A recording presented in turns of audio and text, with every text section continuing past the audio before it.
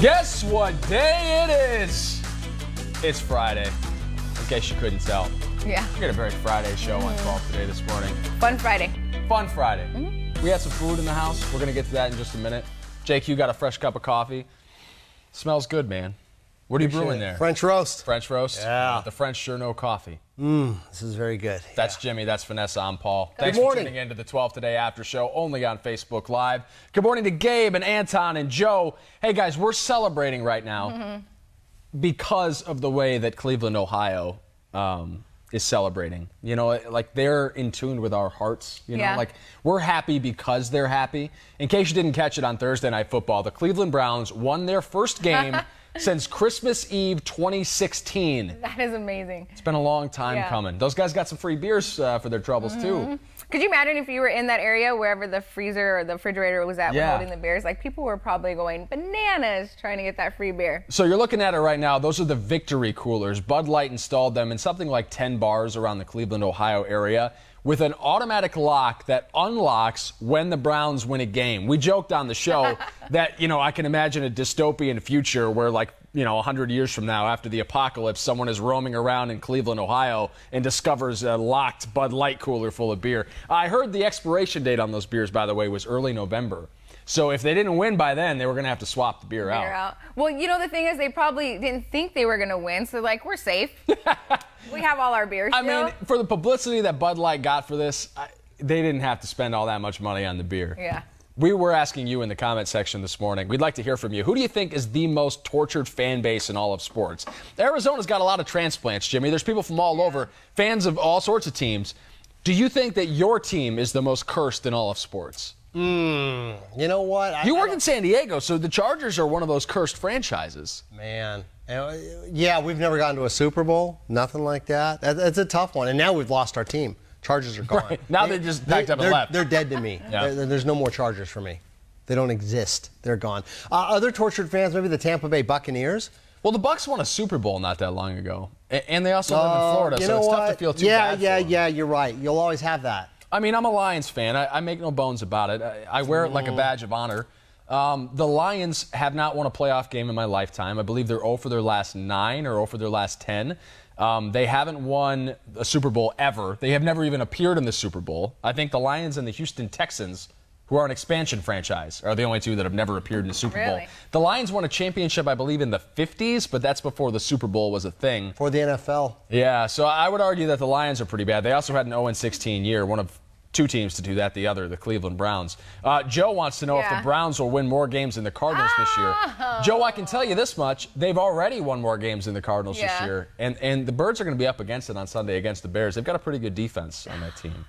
It makes me nervous because I know all the Cardinals fans, you know, they've been upset these past 2 games. It's been rough. Yeah, it's been hard to watch, but you still have to support them and be there and root for them. But I'm keeping my fingers crossed that things change this game. ASU also, that's a big game in town here, and they lost last week. Yeah, San Diego State. Yeah. Hey, they're the cream of the crop in the Mountain West. Them and Boise State. Those guys are always pretty all good. right, So, all right. It's tough to go on the road and win in college football, period, especially when it's a team that actually, you know, has some talent. Yeah. ASU's going to be all right, though. Yeah. Oh, good. Well, I worry that we might be getting into like one of those droughts with the Cardinals. You think so? Well, it's just a rebuilding year, man. Takes a long time. Well, sometimes it takes more than 1 year. The Bird Gang doesn't want to hear about it. They're all stoked about it. We do want to know, though, what you think about the Cardinals so far this year. We actually take your reaction live on Cardinals Locker Room Sunday nights.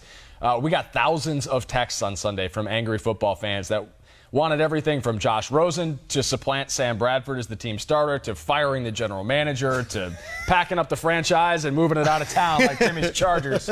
Obviously, the fans are a little worked up right now. 0-2 will do that to you. I believe there have only been 9 or 10 teams in the last decade that have made the playoffs after starting the year 0-2. So it's not a death sentence, but it's pretty close to it. And I was talking to Larry Fitzgerald yesterday in the locker room. And he says that he knows that 0-3 is curtains and drapes. You know, they can't go 0-3. They got to find a way to win against Chicago on Sunday. So we're going to change gears just a little bit here, get away from the sports talk, seeing as you guys don't really seem to care too much about sports on a Friday morning. It's Friday morning. It's early. Everybody's worried about happy hour, getting off early. Let me show you this, because I promise it's going to start your day with a smile. It's our ICYMI, or in case you missed it from earlier on 12 today. It's getting a little dusty in here because I'm getting choked up. The retired grandpa is going viral for his inspirational cat naps. Take a look at your TV because you're going to love this. Terry Lauerman became an overnight sensation after the cat shelter he volunteers at in Wisconsin shared a series of adorable pictures. You see, Lauerman comes into the shelter every day to help brush the cats. But according to the Facebook post, most of the time he just ends up falling asleep on the couch, usually with a cat snuggled up close by.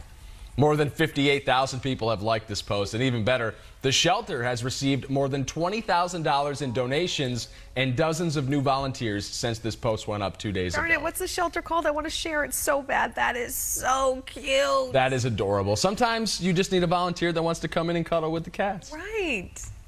That's never going to be me, but, you know, for him, Vanessa off camera, no. Don't do it. But that's the cutest thing. That's sweet. Adorable. What do you want to do with your time when you're retired? Take naps on the couch? Cuddle kittens. Naturally. Eat pizza all day? There was a lot to choose from in that small segment that we had. I feel like I've got my future figured out. Yeah, thank goodness. Eat Finally. pizza with cats. I mean, Pizza with cats. a lot of people would like to do that. Yeah. I'm going to go ahead and say don't eat pizza with cats. There's something about animal hair being all over everything that I just kind agree. of bugs me out a little bit. That's why the pups that I chose, Shih Tzus, they don't shed. They don't. There you go. Yeah, so they're good. And I'm like, thank goodness, because otherwise you have to sweep your house every day. Wasn't that old guy so cute cuddling with Yes. cats in the animal shelter? Yeah, you know what? I'm kind of 50-50 with cats. I don't like cats that act like cats, but there's cats that act like dogs. You're a big fan of that the cat are dogs. really cool. They're just like, I like that. It is sweet to see them cuddling up next to him, though. Like he had a different little friend each time when he was Yeah. napping. So that was neat. And some of those cats were big. I like big cats. They're lazy. Peggy's all about this. Peggy's like, I love taking naps now that I'm retired. Peggy, I'm with you. I also like Yeah. taking naps, and I'm still working. So, MacArthur weighing in on the Cardinals situation. He says, if you don't want to go 0-3, don't play Sam Bradford. We saw it in Cleveland last night. For those of you that missed the game, Tyrod Taylor is the starter there in Cleveland. He played the first half.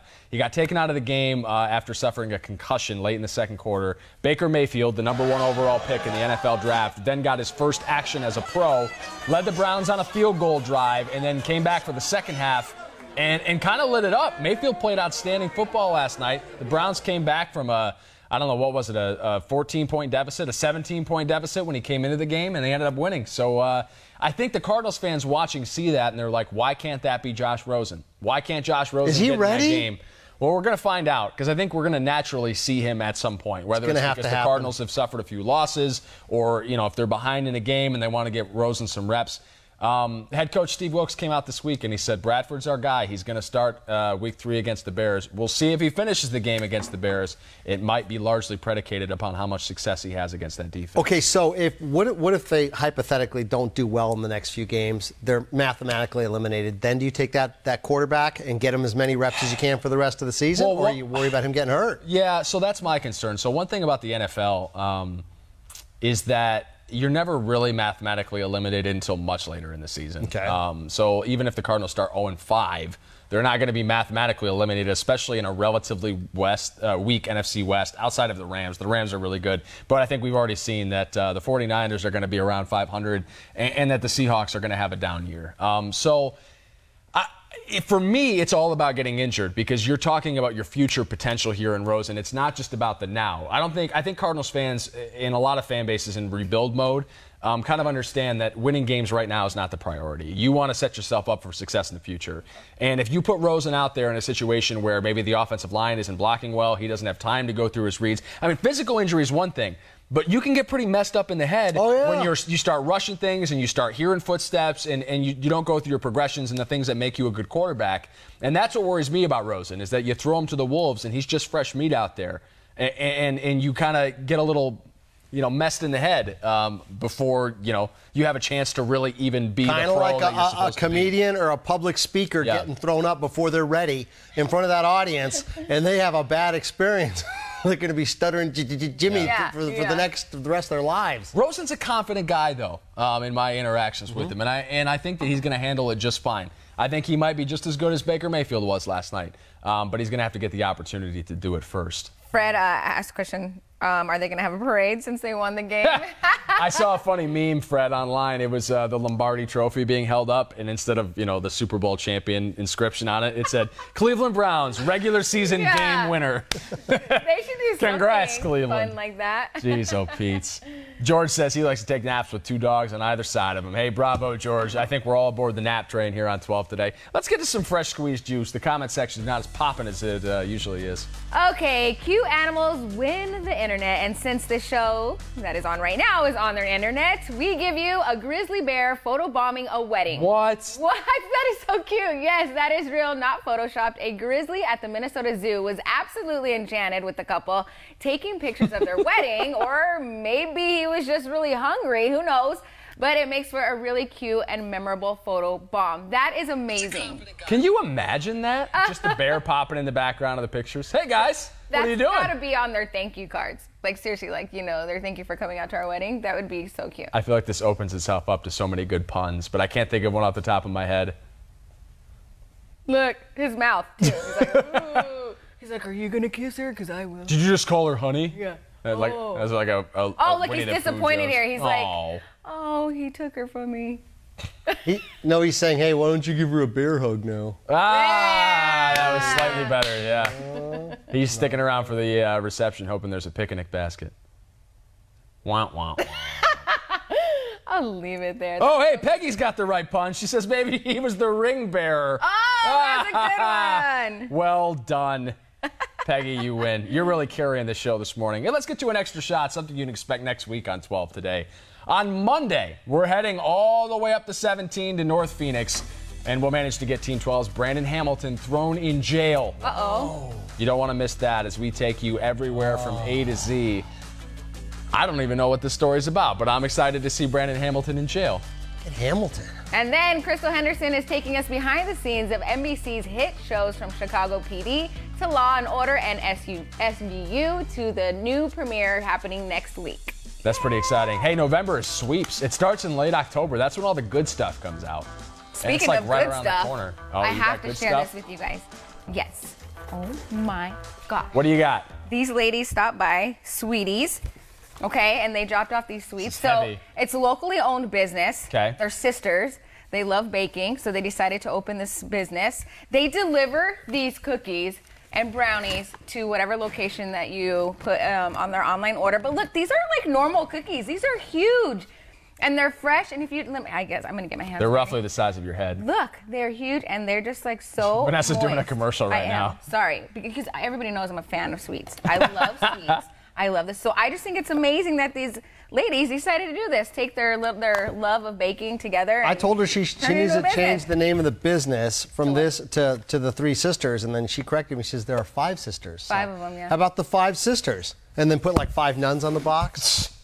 You ever had sweets delivered before? Sweetie. You ever gone down that rabbit hole? Oh, yeah, you know, for Valentine's, okay. I sent some of those, what are those big, fancy, what are this? Not muffins, cupcakes. 2 words. Cupcakes. Thank you, exactly. Cupcakes, those big ones, is instead of a bouquet. Oh, there you Those go. big things. It's a really good idea for guys. I feel like you have to be in a kind of a dark place personally to order dessert delivered to your house. Like, You said if they deliver downtown. I live in that dark place. Yeah, Yeah, no, you were that's my common. It's common for me. Frosting. There's something to be said about getting like a box of cookies for like $20 delivered right to your door, and then just being like, I'm only gonna have one, and then by the next morning you're having the last one with your cup of coffee. And No, feeling you pretty wake bad up about on the yourself. couch and there's the empty box Mm-hmm. next to That's you. okay. These are great, man. These things are Gonna need some giant. insulin shots after these. Those Yeah. things are enormous. So I just wanted to thank them for dropping those off. Yeah. Oh, here we got another bear pun, by the way. Maybe the honeymoon. Anton, well done. Another bear thing. Good job. All right, guys. 12th Today After Show, puttering toward the finish line, like we are for the rest of this work week. We appreciate you showing love and being a part of the show, as always, at 7:30 here, Monday through Friday on the Facebook Live. We'll do it again next week. Thank you. Monday, ready to take a nap. 7:30 a.m. Take a nap, Take a Jimmy. little. Jimmy got cookies all over him. I'm happy. Cuddle up like that guy in the Facebook post. Yeah. Be good, people. We'll see you.